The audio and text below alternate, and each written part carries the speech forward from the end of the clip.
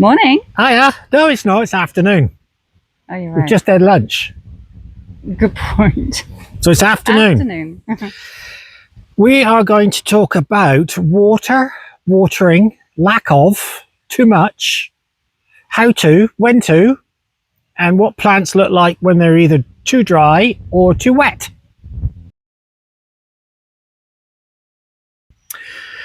So we'll start with the basics. Water. We've got 4 sorts of water here.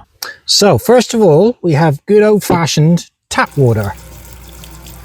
Now, we don't use any tap water here. Most people will.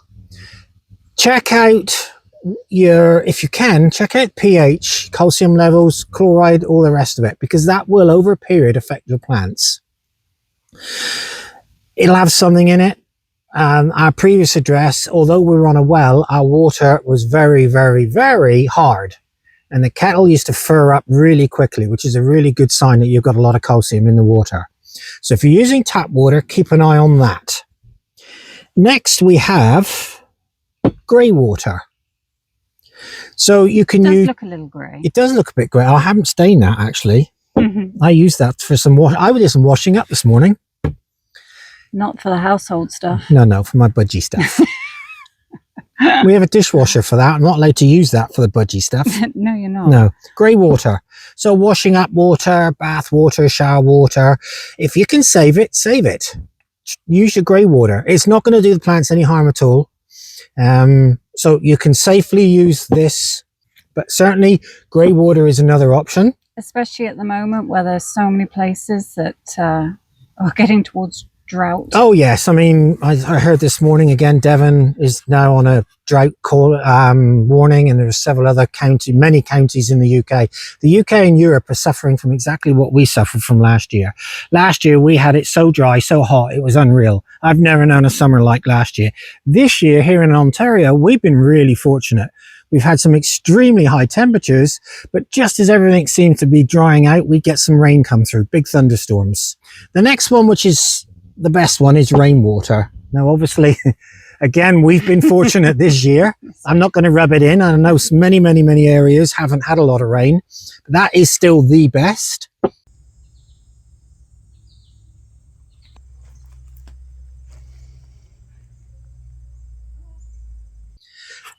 The second best for me is what we call our tank water. Now, tank water, it's got wildlife in it as well. There's a little tadpole in there. He's going to go back. Yeah, we're fortunate. I mean, we have a 7,000 gallon old above ground pool that we use as a reservoir because obviously we have the nursery. The water comes off of the garage, the shed roofs. We collect all of that.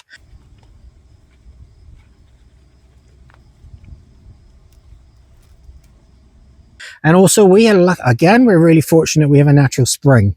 So we bring water up, we pipe water up with a couple of pumps into the tank, keep the tank full up.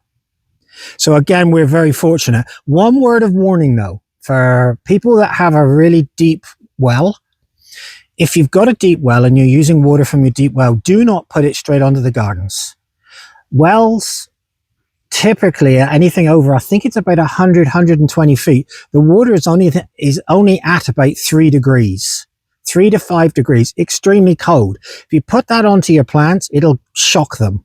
So put it into a tank, let it warm up a little bit. And especially when you're in the propagating season, so early in the year when you're growing under grow lights or you're doing seed and seedlings, do not, and even your tap water needs to be a little bit warmer. So just be very careful of putting really cold water onto small young plants. And even the bigger stuff, try and give it time to warm up a little.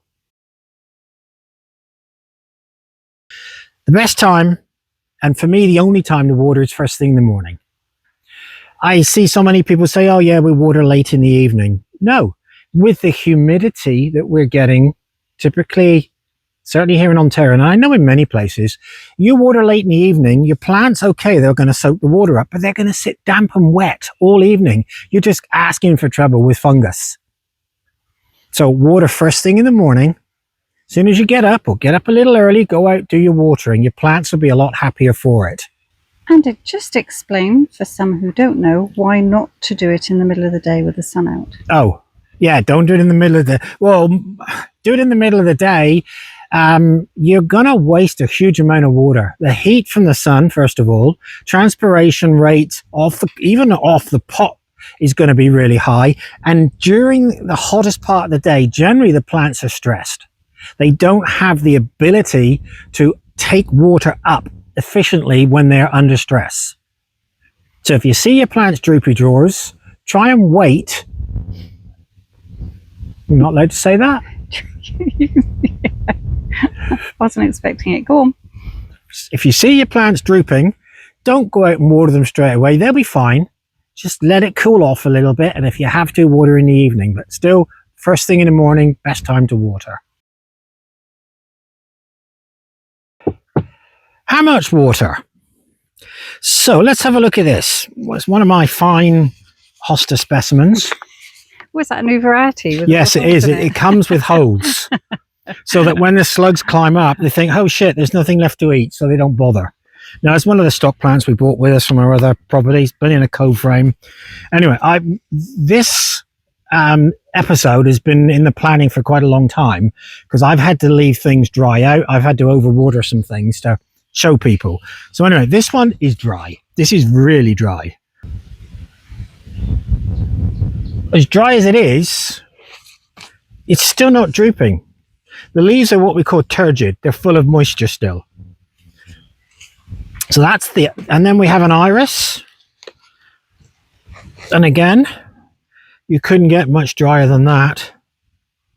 But again, it's turgid. It's nice and stiff. So it's fine, but it's on the verge. It does need water. So let's bust a few myths, little and often.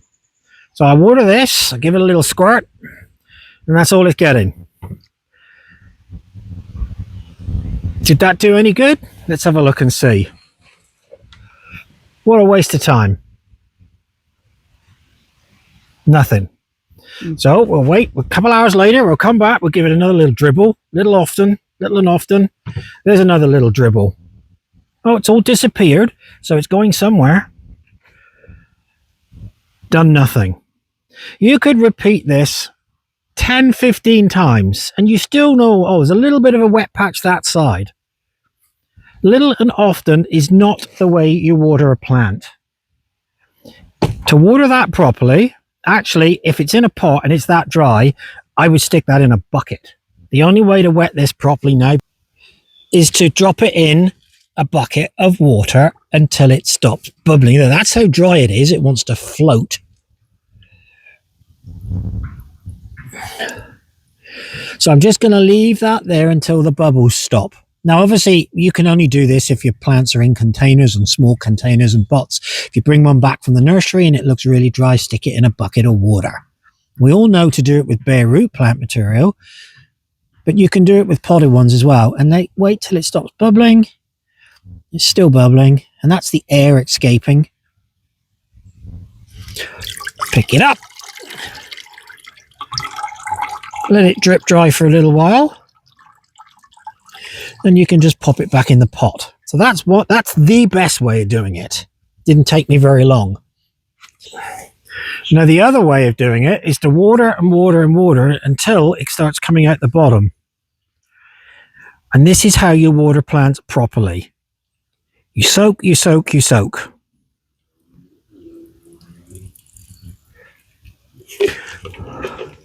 Let that dry out, let that run through. Now you can see it's draining through really nicely, so it's a good free draining compost. It's still dripping. Now, although I absolutely soak that, I bet you there's still a few dry spots in there.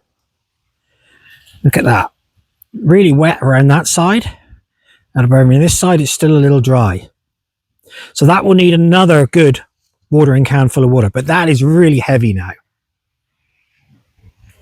4 examples of good and bad watering. Now, I've done these deliberately. So we're going to start off with these 2 little junipers at the front. This is Junipers media Daubs frosted. So this guy has been watered correctly and nicely while it's been in my polytunnel. And you can see it's got nice roots on it. Nice active. Nice roots. activity. That's what a plant should look like when it comes from the nursery if it's been correctly watered and looked after. This is exactly the same variety. Ow, spiky. It's not dead. It's just got no root activity at all. It's not going to put white roots. no white roots. No, it's not going to make any growth at all. That's the result of poor watering. So that's 2 little pots. Now these 2 behind, these were both, I had both of these set out on the outside beds right beside each other. One I've been watering really well. The other one, I've missed it a few times, and I didn't miss it deliberately. So let's look at this guy. Now, although it's dry, it's still got active root. And that's because the very bottom of the pot is still wet. So the roots are actually searching for water, which is right at the bottom. Whereas the one we showed you just now was dry all the way. This guy is wet all the way through. And you can see the nice root system on that. And that's not just at the bottom. No, that's right through. Yeah. And the message I'm trying to get across is when you water correctly, you deep water. So the water penetrates the whole column of compost or the whole area around it if it's in the garden, and it saturates everything. Little and often is not going to grow you decent plants. When you bring a plant back from the nursery, if you're not sure what the compost is like that it's potted in, give it a soak. So this is Taxus Media Stonehenge from the nursery. We've had it a while, but if I wanted to check this now to see what the compost is like, if it's good free draining compost that it's in, I just throw the water at it. Let's see how quickly that disappears. Oh, that was quick. Yeah, that's really good free draining compost. So if you wanted to leave that in there for a while, you'd have no issues. It's certainly going to drain well. So that's that one tested. We know that one.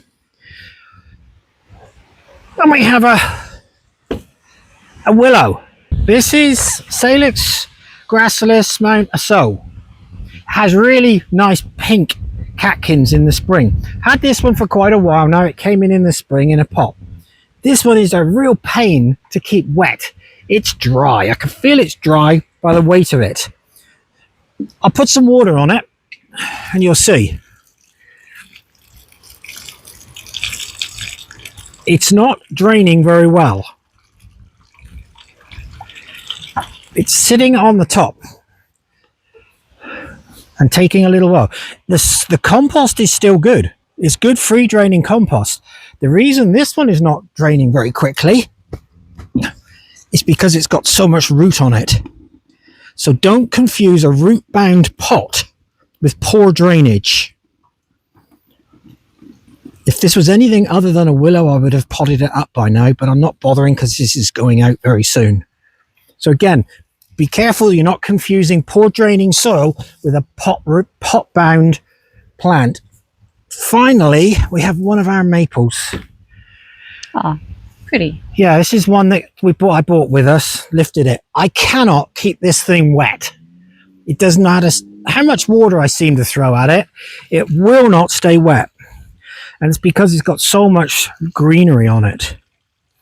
Now this is dug from the garden last year, put into a pot. And there you can see one of the reasons it takes a while for it to drain.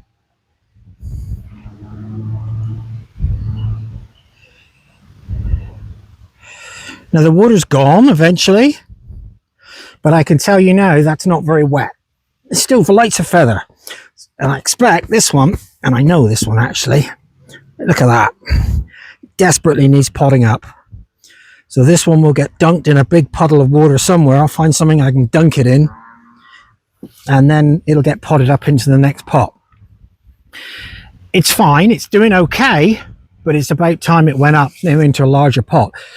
It's a struggle. If your plants are becoming a real struggle to keep wet, look at potting them up into a larger pot or get them out into the garden. But it's doing okay.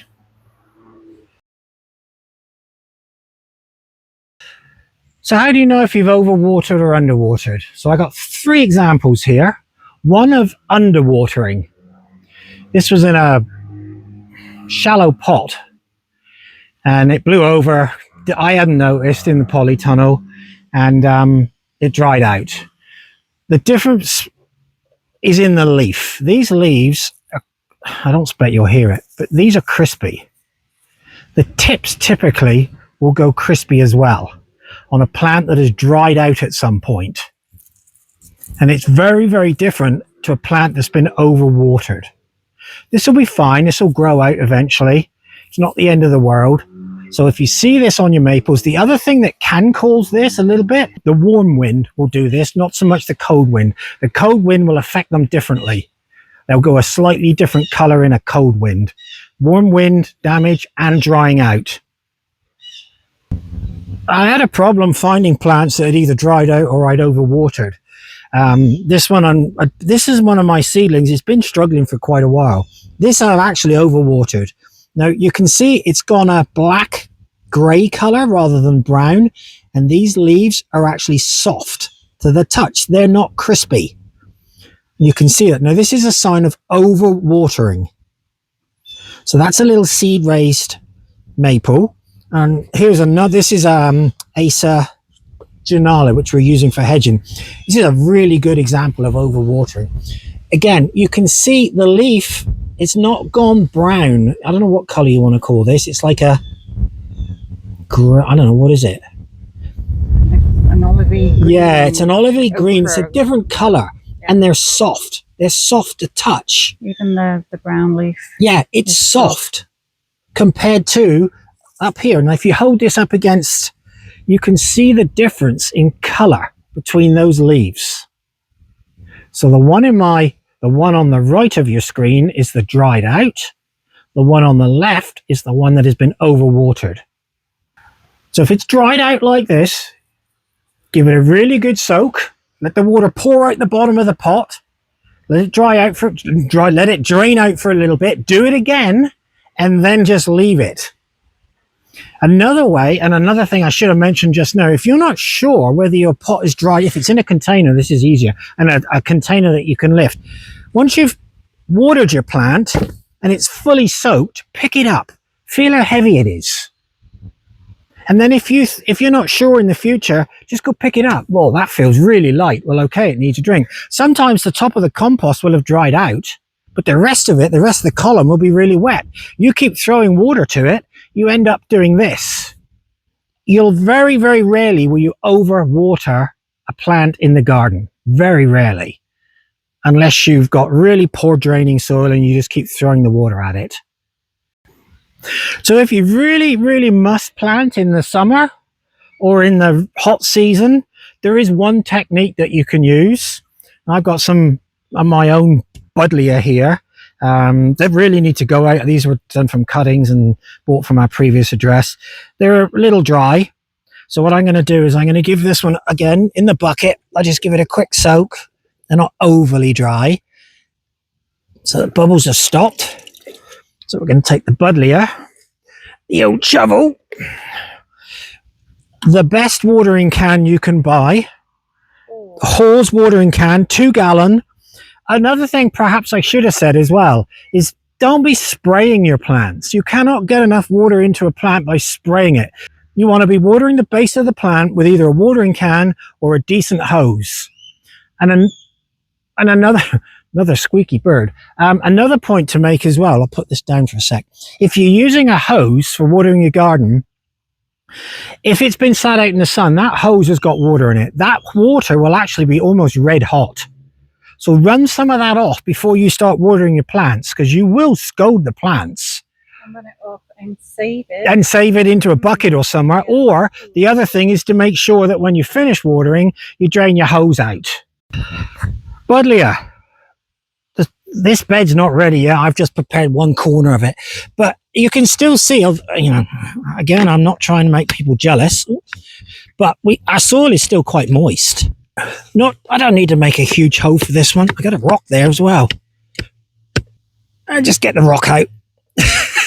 I lied. It's a big one. Yeah. Yep. Now my hole's bigger than I need. So this is a technique. we use it a lot in the vegetable garden. It's called puddling in. It's a really good technique if you have to plant in the summer or during some hotter weather. So all you do is you just pop your plant in the middle of the hole. You put a tiny little bit of, just to hold it in place. You get the old watering can and you literally just wash the soil in around it.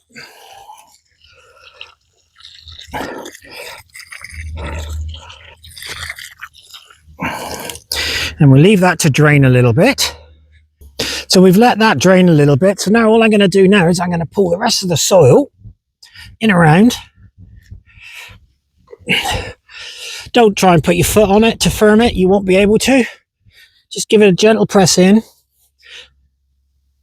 And then, but last but not least, you give it a really good dose of mulch. Just pull it away from the stem. You don't want it in contact with the stem. So that's called puddling in.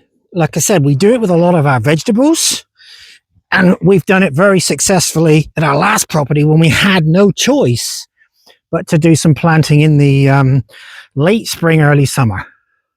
But the last thing I would say is you can avoid a huge amount of work, a huge amount of watering, a huge amount of stress. If you're going to plant new flower beds, you're going to do any planting and it's permanent planting, do it in the fall. And the reason for that? The reason for, first of all, the soil is warm.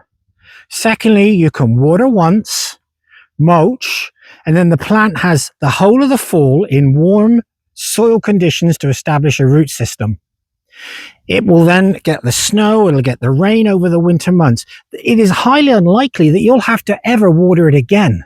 This is why we're hanging off here with our gardens. As much as I really want to go on and plant, I'm not doing it yet. We're still going to get some hot weather.